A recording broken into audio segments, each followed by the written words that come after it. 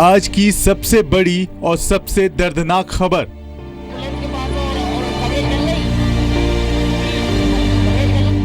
मासूमों की जिंदगी से हुआ सबसे बड़ा खिलवाड़। छोटे छोटे बच्चे बन गए रफ्तार और कोहरे का शिकार। स्कूल जाते वक्त रास्ते में आई मौत। माँ बाप ने जिगर का टुकड़ा खोया।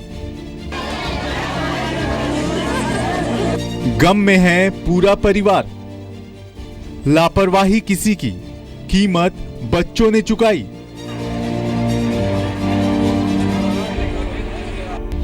गम और गुस्से में देश।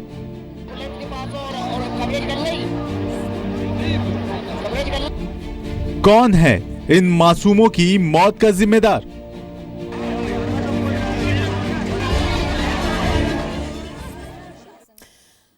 नमस्कार, आप देख रहे हैं जी न्यूज। मैं हूं आपके साथ में मानसा मलिक। एटा स्कूल हादसे में बच्चों की मौत का आंकड़ा 28 तक पहुंच चुका है। बच्चों की जान से कैसे हो रहा है खिलवाड़, इसकी दो तस्वीरें आज हम आपको दिखाते हैं। पहली तस्वीर एटा की है, जहां स्कूल की लापरवाही से बच्चों को जान गंवानी पड़ी। वहीं दूसरी तस्वीर यूपी के शहर फिरोजाबाद की है। फिरोजाबाद में एक स्कूल बस और ट्रैक्टर की टक्कर में 12 बच्चे घायल हो गए और 6 बच्चे गंभीर रूप से घायल हुए हैं।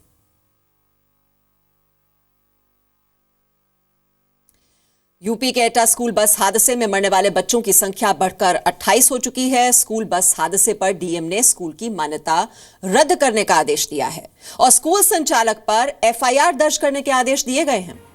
एटा में ठंड की वजह से स्कूल बंद रखने के निर्देश दिए गए थे, लेकिन इसके बावजूद भी स्कूल बंद नहीं रखा गया और कई बच्चों की जान चली गई। हादसे में अब तक 28 बच्चों की मौत हो चुकी है और 40 बच्चों का अस्पताल में इलाज चल रहा है। कई बच्चों की हालत गंभीर है।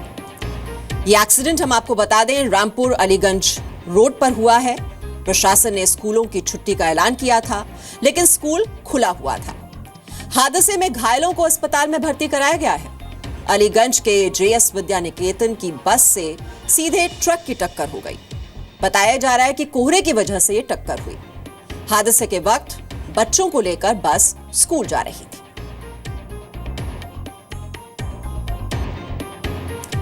और कुछ हेल्पलाइन नंबर्स हम आपको बता देते हैं जो कि इसी बस हादसे से जुड़े हुए हैं। कोई भी महत्वपूर्ण जानकारी आपको चाहिए तो आपको बता दें। जिलाधिकारी जो एटा के हैं, उनका फोन नंबर है 9454417514 और दूसरा नंबर है 9454417770। इसके अलावा एसएसपी एटा का नंबर भी हम आपको बता रहे हैं। नंबर है 9454000265। एएसपी एटा, उनका नंबर भी आप नोट कर सकते हैं 9454401041। और एटा के जो सीएमओ हैं, उनका नंबर है 8005192862।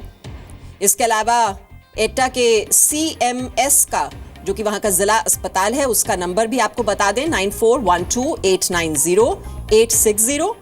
और अलीगंज के जो सीओ हैं, उनका नंबर है 9454401250। और जो एसओ हैं राजा का रामपुर, उनका नंबर है 9454403255। और इस बीच यूपी बाल आयोग के अध्यक्ष जूही सिंह ने कहा है कि एटा के डीएम से रिपोर्ट मांगी गई है और स्कूल की मान्यता रद्द की जाएगी। जिला प्रशासन से हमने ये रिपोर्ट मांगी है कि अगर उन्होंने स्कूलों को बंद करने का निर्देश दिया तो स्कूल बंद क्यों नहीं थे, और स्कूल की मान्यता रद्द करने के लिए हमने कहा है। माननीय मुख्यमंत्री ने सभी लोगों को मुफ्त इलाज और सारी सुविधाएं मुहैया कराने के लिए कहा है। उस बोर्ड का भी पता कर रहे हैं, जिस बोर्ड के तहत वो स्कूल चलता है, उस बोर्ड को भी लिखेंगे। ऐसे स्कूलों को पूरी तरह से सजा देनी चाहिए। पीएम मोदी ने हादसे पर दुख जताया है। उन्होंने कहा है, एटा के दर्दनाक हादसे से दुखी हूं, बच्चों के निधन पर शोक प्रकट करता हूं। वहीं गृह मंत्री राजनाथ सिंह ने भी ट्वीट कर इस हादसे पर दुख जताया है। मेरी संवेदनाएं उन परिवारों के साथ हैं जिन्होंने हादसे में अपने बच्चे खोए हैं। घायलों की जल्द ठीक होने की प्रार्थना करता हूं। और बीजेपी नेता शहनवाज हुसैन ने भी स्कूल बस हादसे पर दुख जताया है। हादसा जो एटा में स्कूल के बच्चों के साथ हुआ है बहुत दुखद है।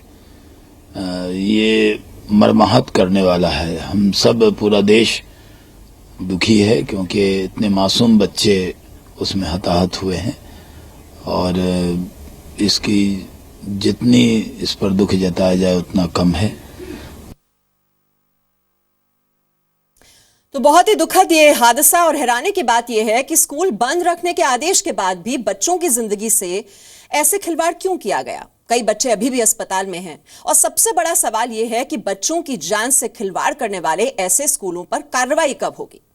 डीएम ने स्कूल की मान्यता तो रद्द करने के आदेश दिए हैं, लेकिन क्या मान्यता रद्द करने से बच्चों के परिवार वालों को इंसाफ मिलेगा? आपको यह भी बता देते हैं कि कैसे एटा में यह दर्दनाक हादसा हुआ। दरअसल अलीगंज के जेएस विद्या निकेतन की बस और ट्रक के बीच यह टक्कर हुई थी। बच्चों को लेकर स्कूल जा रही थी जेएस विद्या निकेतन की बस। कोहरे की वजह से स्कूल बस और ट्रक में टक्कर हो गई। इस हादसे में 28 स्कूली बच्चों की मौत हो चुकी है। ठंड की वजह से प्रशासन ने स्कूलों को बंद रखने का निर्देश दिया था, लेकिन स्कूल बंद नहीं किया गया। बताया जा रहा है कि एलकेजी से 7वीं तक के बच्चे इस हादसे के शिकार हुए।